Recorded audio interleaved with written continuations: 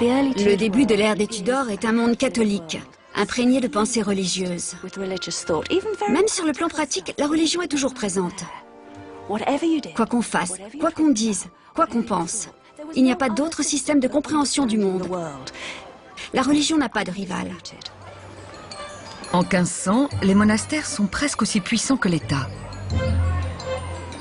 Ils exercent leur influence sur la population tout entière, dans le domaine religieux, mais aussi dans tous les aspects de la vie quotidienne.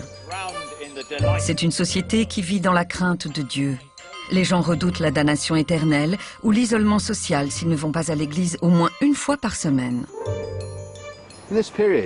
À cette époque, la plupart des gens vivaient dans de petites structures en bois.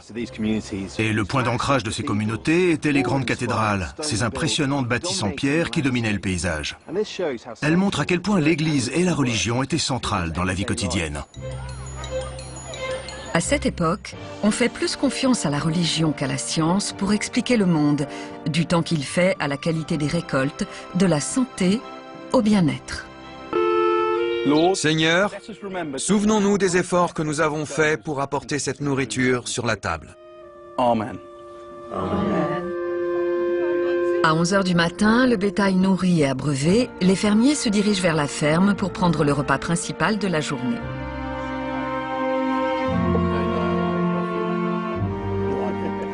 C'est pas tous les jours qu'on se retrouve dans un tableau de Léonard de Vinci. La scène. On sent une dimension religieuse dans ce repas, n'est-ce pas? Ça reflète la façon dont l'Église a influencé la société. Oui, c'est vrai. Elle s'est infiltrée dans tout ce qu'on fait. Le pouvoir a changé, des rois se sont succédés, mais l'Église a toujours été là. C'était à travers elle qu'on comprenait d'où on venait, où on allait, comment on était lié au monde naturel.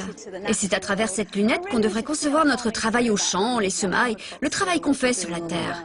Si on veut retrouver l'état d'esprit des gens qui ont vécu dans les années 1500, on doit regarder la vie à travers le filtre de l'Église.